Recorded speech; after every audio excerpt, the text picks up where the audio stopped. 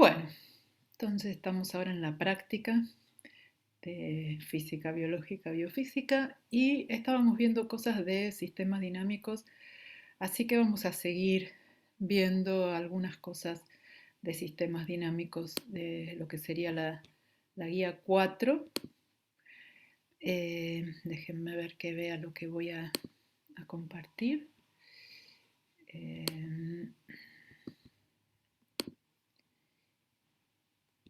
Voy a esto, vamos a hacer acá. Ok. Bien.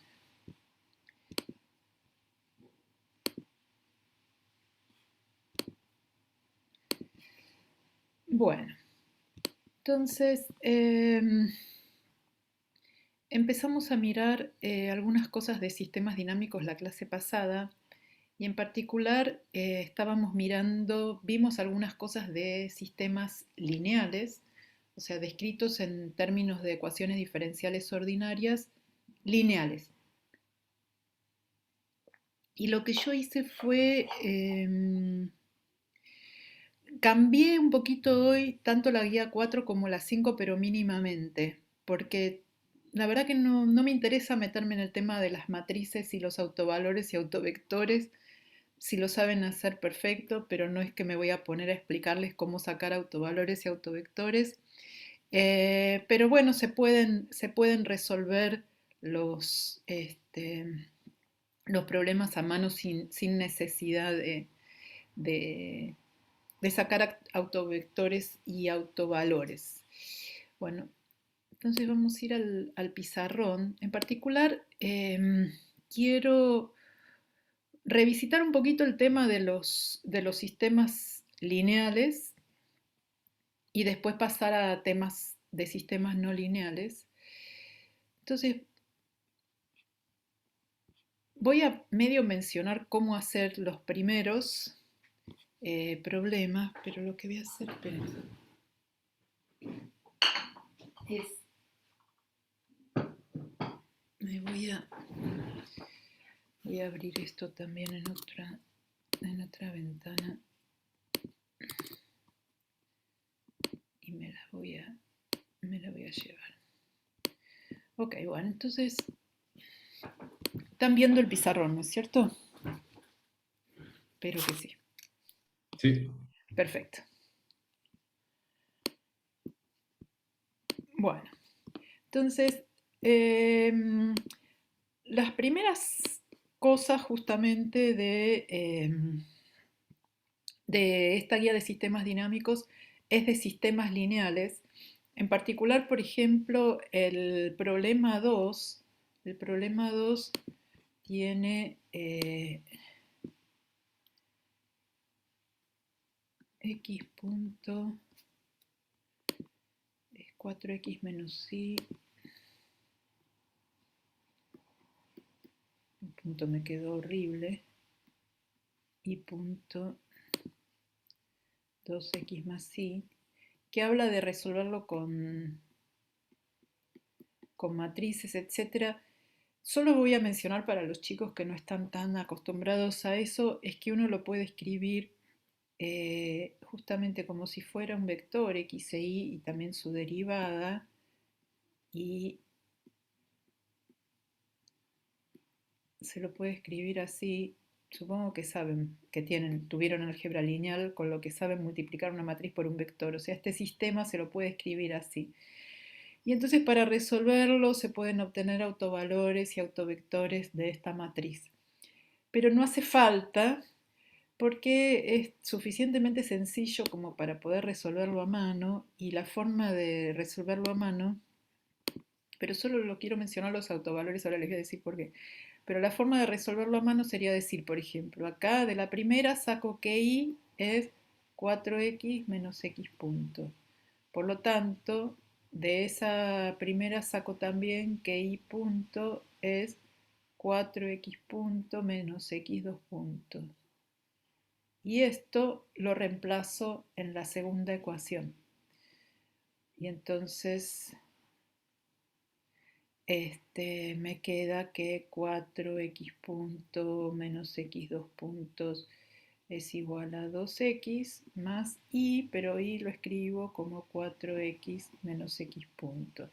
Y entonces esta ecuación me queda x 2 puntos.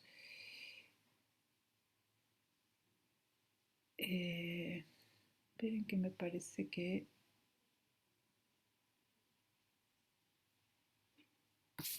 Me parecía que me había quedado con un signo diferente. Ah, no, está bien. X 2 puntos menos 5x punto más 6x igual a 0. Es la ecuación que hay que resolver. Y como vimos la clase pasada, es una ecuación que es lineal porque me aparece la derivada de la variable y la variable siempre en forma lineal y esta vez igual a 0, con lo cual lo que uno propone son soluciones de la forma tipo exponenciales, con lo que x punto es lambda por e a la lambda t y x 2 puntos es lambda cuadrado e a la lambda t. Puse entre paréntesis, puse el link a un apunte que yo había hecho para alguna física de biólogos y geólogos del pasado, por si alguien quiere leer. Pero bueno, y entonces esta ecuación que era x punto menos 5x punto más 6x igual a 0, si reemplazo estas exponenciales me queda lambda cuadrado e a la lambda t menos 5 lambda por e a la lambda t más e a la lambda t igual a 0, se me va el lambda t y entonces el lambda lo determino a partir de, o sea, de resolver lambda cuadrado, quiero hacerlo rápido, lambda cuadrado menos 5x, menos 5 lambda más, y acá me olvidé el 6 que estaba multiplicando acá, 6 por x, más 6 igual a 0, y esto es un polinomio de grado 2 que es fácil de resolver cuando es igual a 0, las raíces es menos b sobre 2a más menos b al cuadrado menos 4ac, o sea, menos 24, y está hecho para que la cuenta dé fácil, 5 más menos 1. Con lo cual tenemos 6 más 1 dividido 2, 3, y la otra opción, 5 menos 1, 4, dividido 2, 2. Bien, estos lambdas son los autovalores de cuando uno resuelve poniéndolo en matrices. Y entonces en algunos casos vamos a hablar de autovalores por más que no resolvamos con matrices. Y este problema lineal, que es un problema que originalmente está escrito de esta forma, 4x menos y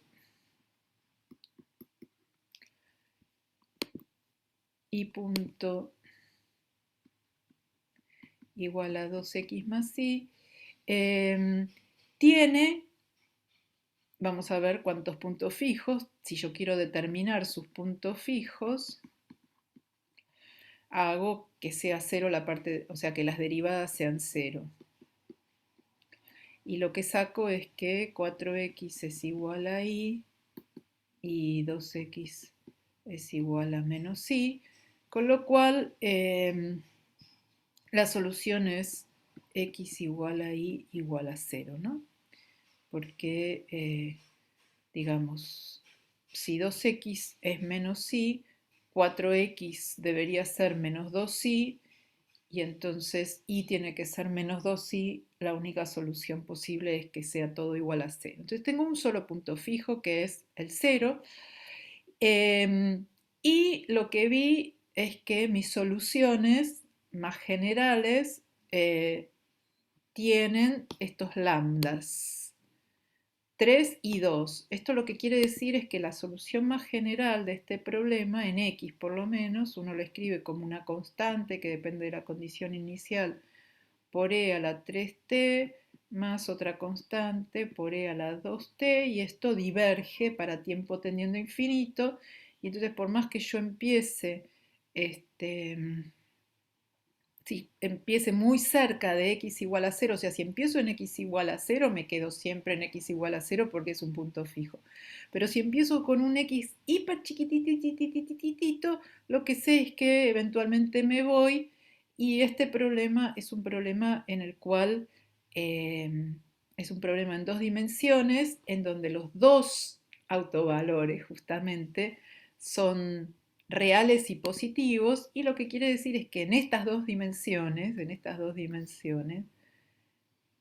no sé cuáles son las direcciones que son los que se llaman los autovectores, pero bueno, me van a expandir el plano, y lo que sé es que en ambas direcciones tengo un crecimiento exponencial, con lo cual si yo parto muy cerca del cero, me voy hacia el infinito en todas las direcciones posibles. Esto es un punto fijo que es un repulsor, es el repulsor en, en dos dimensiones, similar al que teníamos en el caso de una dimensión que vimos antes. Entonces los autovalores de estas ecuaciones lineales me dicen que me dan idea de la dinámica, en particular cuando tengo estos puntos fijos, si me acerco o me alejo a los puntos fijos. Y puede suceder que esos autovalores, esos lambdas que uno los resuelve en todos estos casos a partir de polinomios, raíces de polinomio de grado 2, sean complejos. Y si son complejos, siempre vienen en pares de complejos conjugados. Entonces, solamente voy a pensar en el 5, en el ejercicio 5. El ejercicio 5, pasemos a la hoja siguiente. El ejercicio 5 también tiene un punto fijo que es el 0, 0. Ay, ay, ay.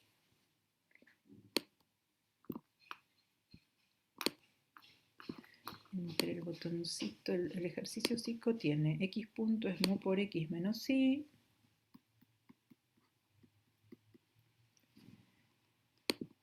Y el otro es y punto es x más mu por i. Entonces de nuevo uno puede hacer lo que les había dicho. De acá yo saco que y es mu por x menos x punto, y por lo tanto de acá saco que y punto es mu x punto menos x dos puntos, y esto lo meto acá, estas dos cosas meto acá, y me queda mu x punto menos x dos puntos es x más mu por i, que es mu cuadrado x menos mu por x punto. Y entonces ahora lo junto todo de un lado, me queda x dos puntos menos 2 mu x punto más 1 más mu al cuadrado por x igual a 0. Y de nuevo veo que en este problema mi punto fijo x punto igual a 0 e y punto igual a 0 me dice que mu por x tiene que ser igual a y x tiene que ser igual a menos mu por i, con lo cual me queda que menos mu cuadrado i es igual a i.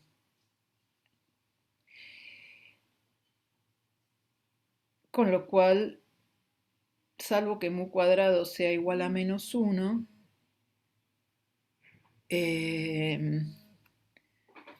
la solución es sí igual a 0 y x igual a 0. O sea, mi punto fijo es x igual a 0 y igual a 0 es mi punto fijo. Y los autovalores, de nuevo pongo e a la lambda t de esto. Creo que me confundí con un signo. X dos puntos. X punto es mu por x menos y punto es x más mu por y. Y entonces donde dice y punto pongo mu x punto y acá x más mu cuadrado x menos mu x punto. No, me confundí en el papel que hice. Bueno, entonces tengo x dos puntos menos 2 mu x punto más 1 más mu al cuadrado x igual a 0. Y entonces planteo que x es a, bueno, es, pongamos, e a la lambda t y me queda lambda al cuadrado menos 2 mu lambda más 1 más mu cuadrado igual a 0 y esto me dice lambda es 2 mu sobre 2 más menos 4 mu cuadrado menos 4 por 1 más mu cuadrado. Y entonces lo que veo es que esto es mu más o menos la raíz de menos 1, que es la unidad imaginaria. Entonces acá tengo estos autovalores que yo les dije que lo que daban era oscilaciones, tipo senos o cosenos. Y lo que veo es que si mi lambda, o sea, mi lambda es mu más menos i. Si mu es menor que 0, entonces cuando yo hago e a la lambda t, esto me queda e a la mu por t por e a la, vamos a tomar este lambda más menos, ¿no? Si pongo mi lambda más acá me queda e a la mu por t por e a la i por t. Y si pongo e a la lambda menos t, esto me queda e a la mu por t por e a la menos i por t. Entonces, si mu es menor que 0, tengo una exponencial que decae en el tiempo real. Y esto que, como les dije, es como una oscilación. Entonces, si yo pienso en mi x como función del tiempo, que es lo que estoy resolviendo, bueno, parto de alguna condición inicial y lo que me está pasando es que por la exponencial decreciente esto se va haciendo cada vez de menor amplitud, pero que está oscilando con una frecuencia, esto es como si fuera e a la i, mi frecuencia omega es igual a 1. Está oscilando y decreciendo por este término que está acá, porque mu es menor que 0. Entonces está decreciendo. Y lo mismo pasa con i, que también está decreciendo. En forma, y cada una de las dos variables está oscilando y está tendiendo a 0, que es el punto fijo. Entonces, si mu es menor que 0, mi punto fijo es estable, porque las condiciones iniciales tienden a... es estable. Tienden a ese punto fijo. Mientras que si mu es mayor que 0, mi solución va a tener e a la solución con más lambda, me queda e a la lambda más t es e a la mu por t por e a la i por t, y e a la lambda menos t es e a la mu por t por e a la menos i por t. O sea, en ambos casos tengo una exponencial creciente, por lo tanto, lo que está pasando con esta oscilación ahora es que en lugar de estar decreciendo en el tiempo, se está amplificando exponencialmente, ¿no? Cada vez más grande.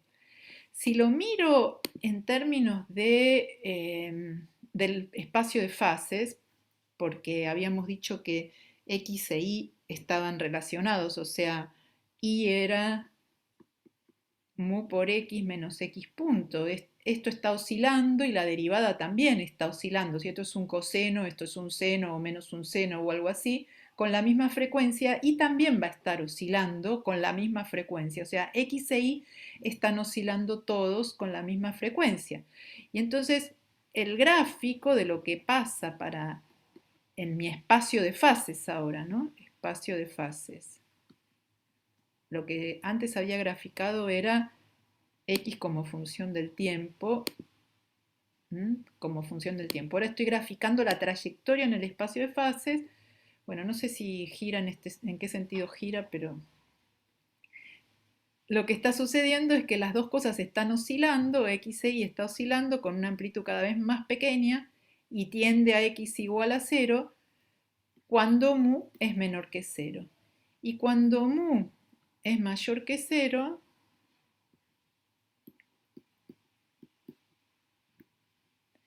lo que está pasando es que esto empieza a irse para afuera. Entonces, mi punto fijo, que era estable para mu menor que 0, pasó a ser inestable. Se dice que sufrió una bifurcación. O sea, cuando hay un cambio cualitativo en la dinámica, se habla de una bifurcación. Cuando hay un cambio cualitativo al variar un parámetro, o sea, los sistemas dinámicos tienen dos cosas, ¿no? Los sistemas dinámicos. Era x punto, mu por x menos y y punto es x más mu por y. Mis variables eran x e y, porque son las que dependen del tiempo, x e y son variables, y mu era una cosa fija, es lo que se llama un parámetro.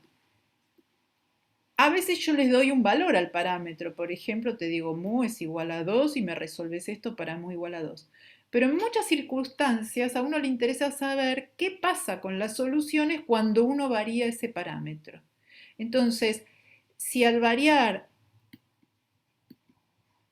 un parámetro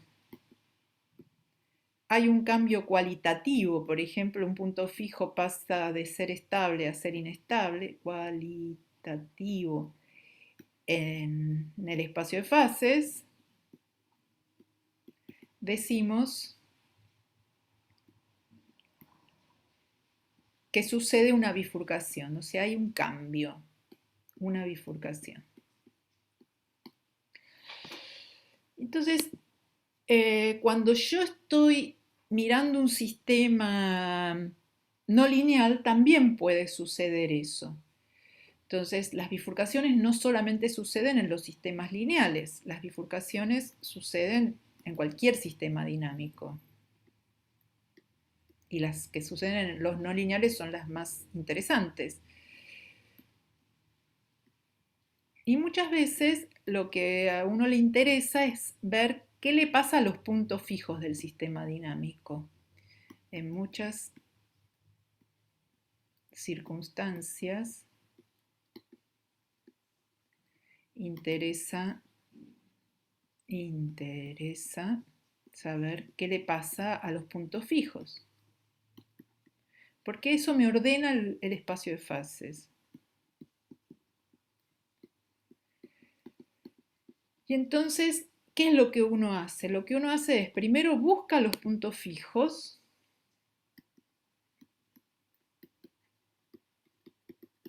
y después estudia su estabilidad como función de los parámetros. O sea, se fija si hay alguna bifurcación. ¿Y cómo estudia la estabilidad? Linealiza las ecuaciones alrededor del punto fijo y busca justamente estas raíces de los polinomios que son los autovalores, que son los que me van a decir cómo es la dinámica en la cercanía del punto fijo. Y cada autovalores les pongo lambda, que es lo que le ponía yo e a la lambda t.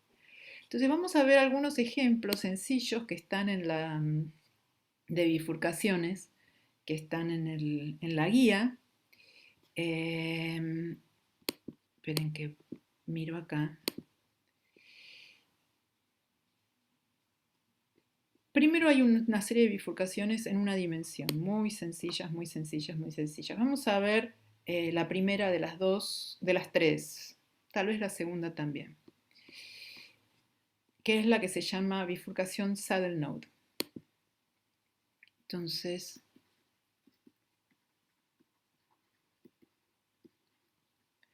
tengo un sistema dinámico de una dimensión, bifurcación saddle node. Entonces busco puntos fijos. ¿Mm? Bueno, punto fijo quiere decir la derivada es 0. Eso quiere decir que mu es igual a x al cuadrado. Con lo cual, x es igual a más o menos la raíz de mu. Y ahora, x es una variable que tiene que ser real. O sea, los autovalores pueden ser complejos porque cuando yo tengo algo de la forma e a la i omega t, siempre me va a aparecer algo de la forma e a la menos i omega t, y la suma de estas dos cosas en particular es un coseno de omega t multiplicado por 2, pero bueno, no importa.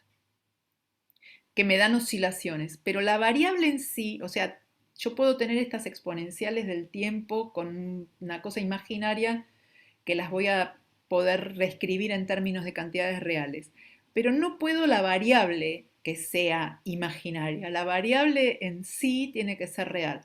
Por lo cual, para yo tener un punto fijo en este problema, necesito que mu sea mayor o igual que 0. Entonces lo que veo es que si mu es menor que 0, no tengo puntos fijos. Si mu es mayor que 0, tengo dos puntos fijos, que son más y menos la raíz de mu. Y si mu es exactamente igual a 0, tengo un punto fijo. Es como que estos dos colapsan en uno. Un punto fijo, que es, bueno, esto era x, ¿no? Que es x igual a 0. Entonces acá hay una bifurcación, y esta es la que se llama, acá ocurre la bifurcación saddle node.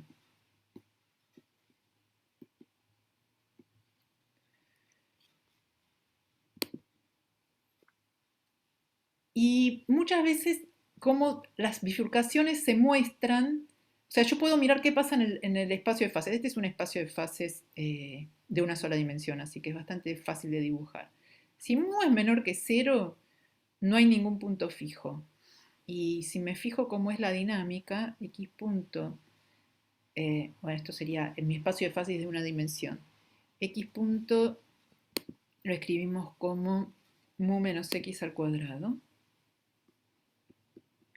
Si mu es menor que 0, todo esto es menor que 0 siempre, para cualquier x.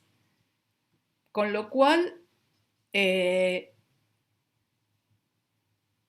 ¿no? Porque esto siempre es menor que 0, esto es menor que 0, la dinámica siempre es para ese lado. O sea, yo parto de cualquier condición inicial y se va a ir a menos infinito. O sea, x de t va a menos infinito. No importa con qué situación inicial yo esté partiendo.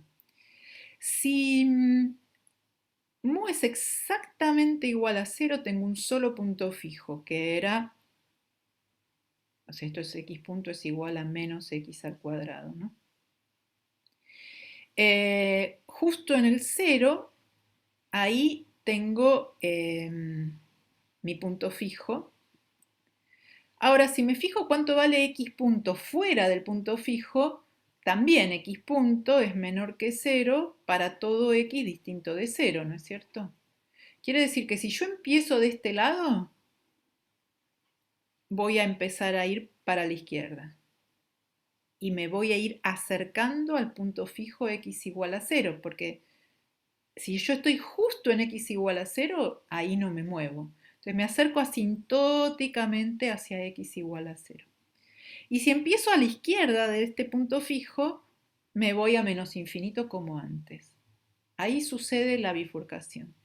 Y si mu es mayor que 0, ahora tengo dos puntos fijos, uno en más la raíz de mu y otro en menos la raíz de mu. Entonces, si yo empiezo por arriba, si estoy por arriba de la raíz de mu, con x, quiere decir que x al cuadrado es más grande que mu, por lo tanto este número es menor que 0. Por lo tanto, de este lado yo me muevo hacia la izquierda. Si estoy a la izquierda de menos la raíz de mu, eso quiere decir que x al cuadrado es más grande que mu en módulo, ¿no?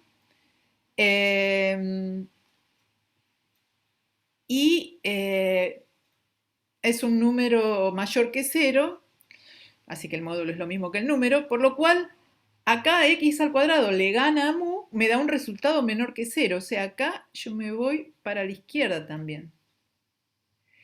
Y acá en el medio de las dos cosas, si yo estoy un poquito a la izquierda de raíz de mu, si estoy un poquito, quiere decir que x al cuadrado es un poquito más chiquito que mu. Es un poquito más chiquito. Eso quiere decir que este número va a ser positivo, por lo tanto acá yo me acerco hacia ese punto fijo. Entonces, no tenía puntos fijos, paso a tener uno, y después ese uno se me divide en dos. Uno que es estable, esto se llama el nodo, y uno que es inestable, y este es el saddle o silla. ¿Por qué se llama así? Porque típicamente si uno está en más dimensiones,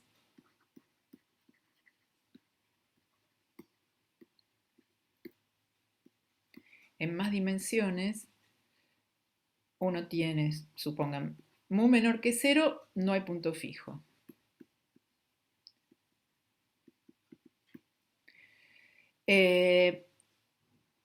Mu mayor que 0, se tienen dos puntos fijos. Uno que atrae la dinámica en todas las direcciones y otro que atrae en una dirección y repele en la otra. Y esto es así, bueno, y esto iría acá. Entonces, dependiendo de mis condiciones iniciales en este problema, voy a tender al punto fijo este, el nodo, o voy a diverger. Y en el medio tengo una situación que es así, ¿no? Con lo cual me acerco al punto fijo de un lado y del otro me voy. Y cuando este sería mu igual a 0. Y cuando es menor que 0, es una cosa que hace así. Es como agregarle una dirección de estabilidad perpendicular a la que vimos. Entonces, una de las cosas que se ve con este tipo de análisis es que variando parámetros, uno puede cambiar cualitativamente el espacio de fases y la dinámica del problema. Y una forma de representar las bifurcaciones es lo que se llama un diagrama de bifurcaciones, que en este caso de la saddle node, el diagrama de bifurcaciones es poner una variable del punto, o sea, graficar el punto fijo, una de sus variables, si estamos en una sola dimensión, es una sola, sería x, así que esto sería x, como función del parámetro. En este caso sería mu. Entonces habíamos dicho que para mu menor que 0 no había puntos fijos. En mu igual a 0 había un solo punto fijo y para mu mayor que 0 había dos. Uno que se puede ver que si uno lo grafica hace una cosa así, que era estable, y entonces lo representamos con una línea llena, y el otro, que era la silla, que es inestable. Y este es un diagrama de bifurcaciones. Bueno, la guía después, esperen que vamos a ir a la guía acá. La guía después tiene algunos otros problemas y en particular tiene una, una serie de problemas de los cuales dice hágalo numéricamente.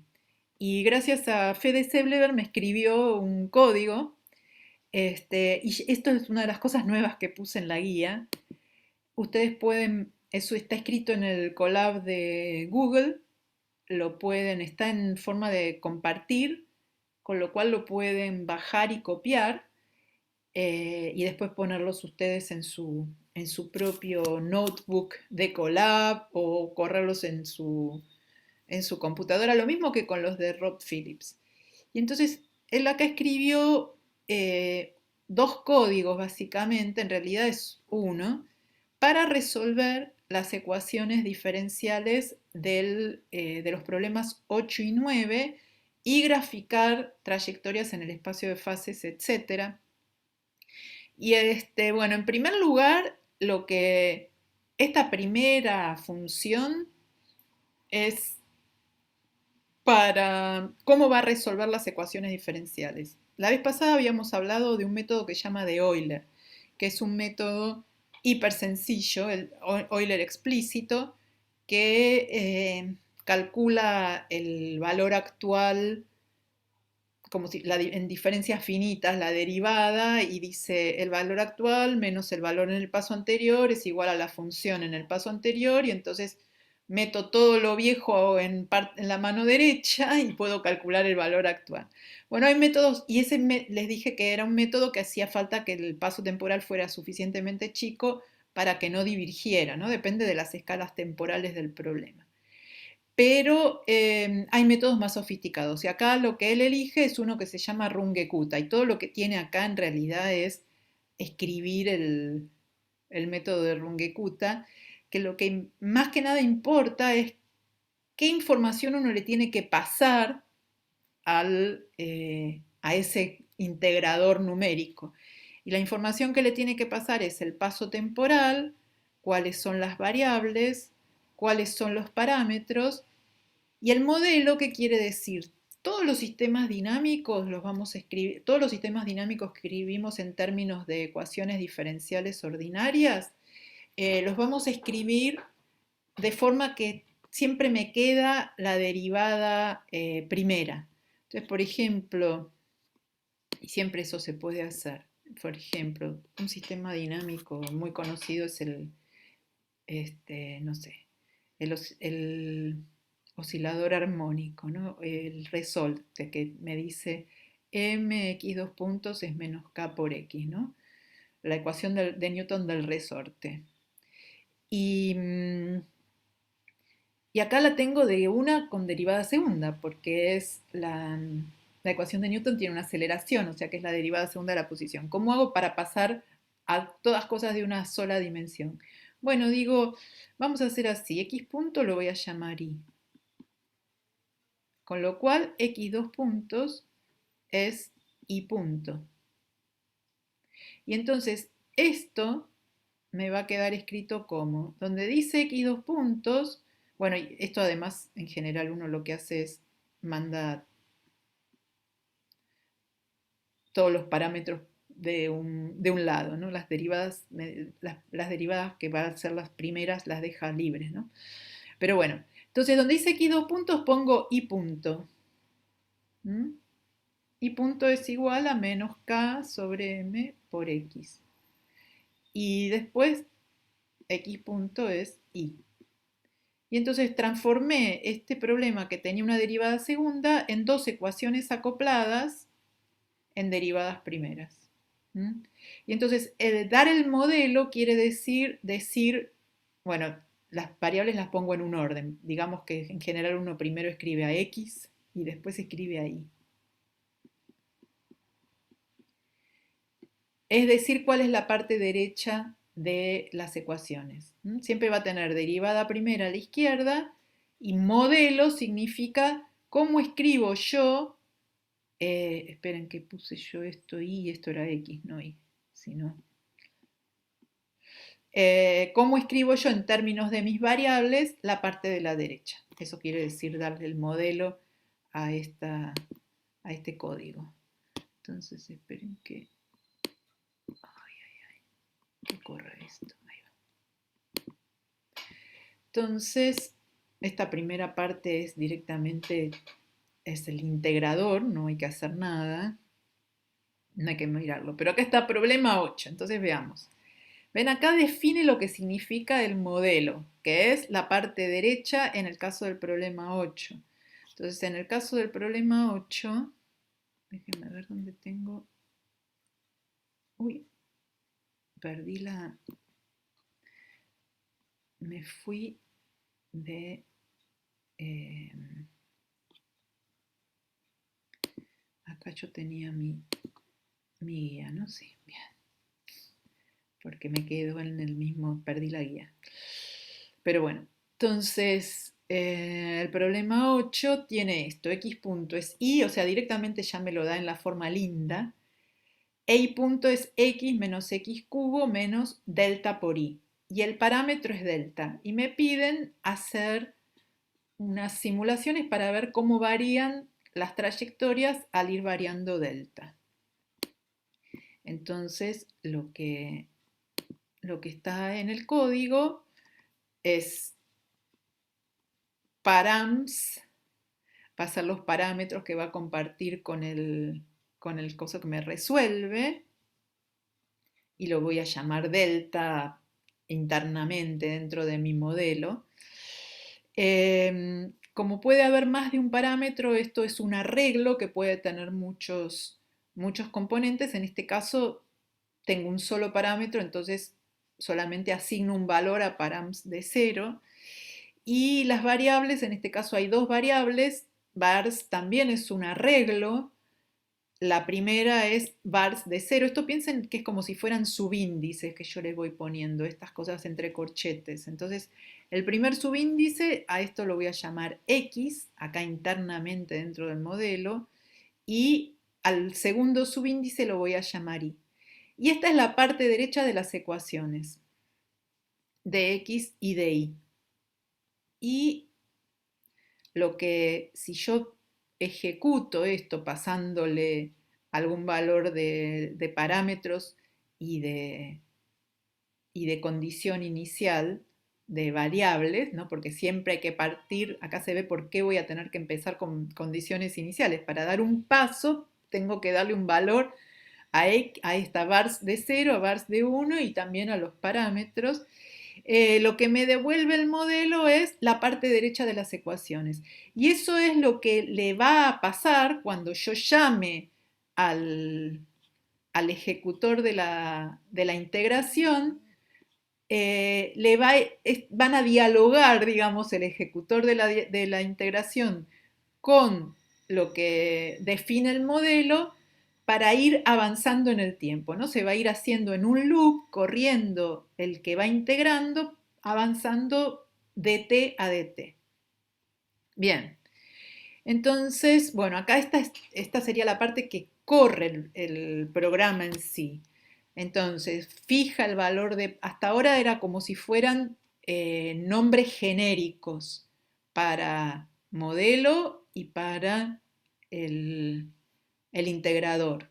Y ahora voy a correrlo para un valor de parámetros y para un valor de condiciones iniciales, ¿no? Que en realidad, no, sí, acá pone una sola condición inicial, pero bueno. Entonces, lo que está haciendo acá params es un arreglo, como les dije, está definiendo el único valor que le está asignando a ese arreglo. Este es el tiempo máximo de integración.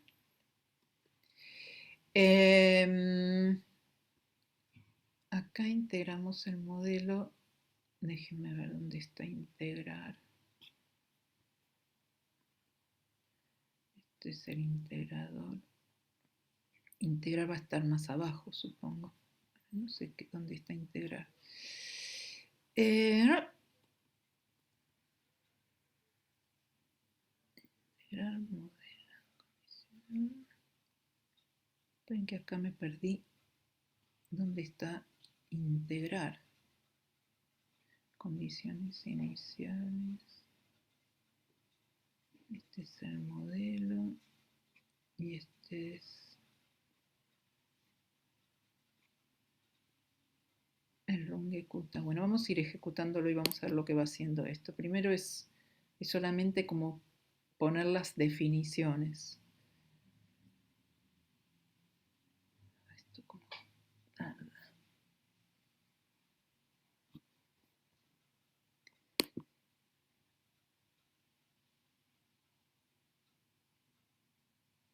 Ok.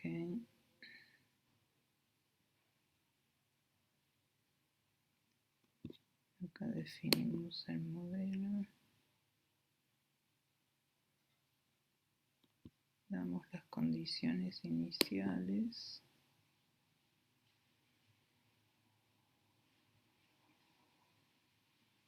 Y ahora va a graficar. Bueno, acá lo primero que hace es... pero no entendí, hay una cosa que me perdí. Lo del integrar. ¿Dónde está definido lo que es integrar? Paramos condiciones iniciales y tiempo máximo. Sin embargo, corrió. Esperen que ahí me vino una duda, pero bueno, después lo miro mejor. Entonces, en este caso, está dando un cierto valor a delta, que era acá, punto 2, y está graficando las dos variables, x en verde e y en magenta, y está poniendo dónde vale x igual a 0, dónde vale x igual a 1 y dónde vale x igual a menos 1. Porque esos son los puntos fijos del problema. Eso hay que como que resolverlo para ver. Y lo que uno ve es, y también está poniendo en magenta punteado, el i igual a 0. Entonces, estamos viendo que está oscilando, tendiendo el i a un valor constante, el x también a un valor constante, y uno puede graficar en el espacio de fases, que es lo que tiene acá.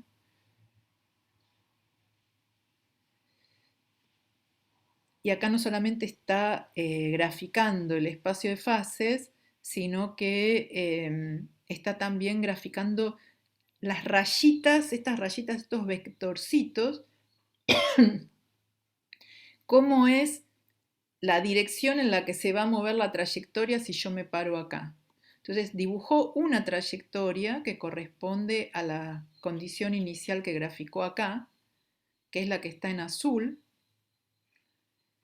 y vemos que tenemos tres puntos fijos, este que es atractivo y que además uno se acerca girando, eso se llama un foco, es un foco estable. Este es inestable, si uno mira las rayitas se está alejando la dinámica de ese punto y este es una separatriz, este es un saddle, digamos, entre el foco inestable y el foco estable. Y entonces acá con este código ustedes pueden mirar qué pasa si le cambian la condición inicial. Ahora vamos a poner otra condición inicial, que eso sería lo más fácil. Definimos variables de 0 y de 1, condiciones iniciales, parte de 0 y menos 1. O sea, menos 1 es x.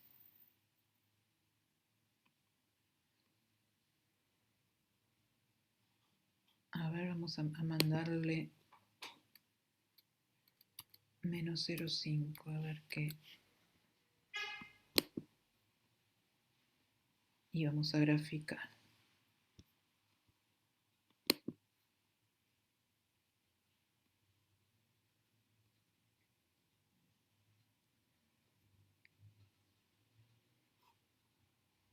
Ah, no, son dos puntos fijos estables. Ahora me doy cuenta, son dos focos estables. Y ahora vamos a correr este.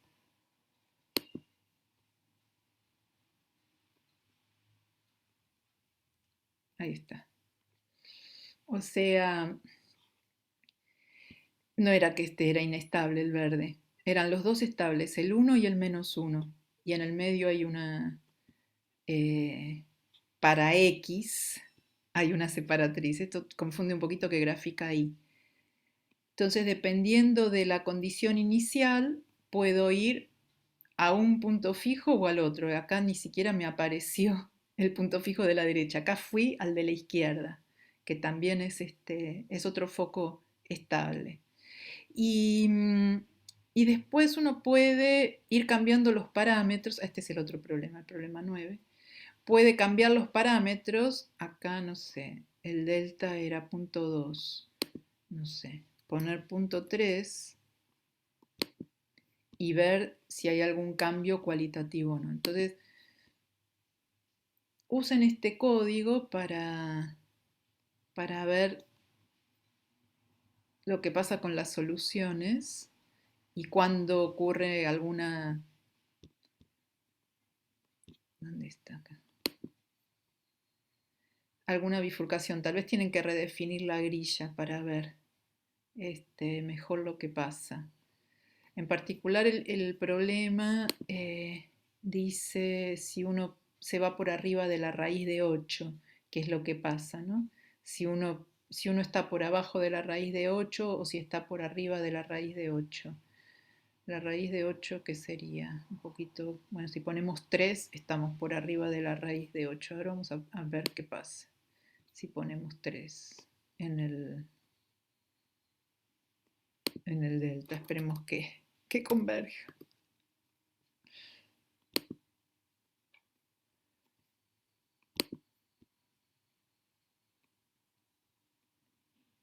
Miren, acá la dinámica es totalmente diferente. ¿Mm?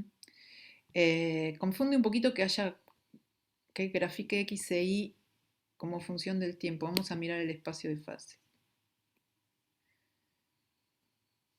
Bueno, está yendo a un punto fijo, pero no está girando como hacía antes. Entonces, mirando los parámetros y mirando el espacio de fases, pueden ver cómo van pasando, van cambiando las cosas. Lo mismo con el modelo del problema 9.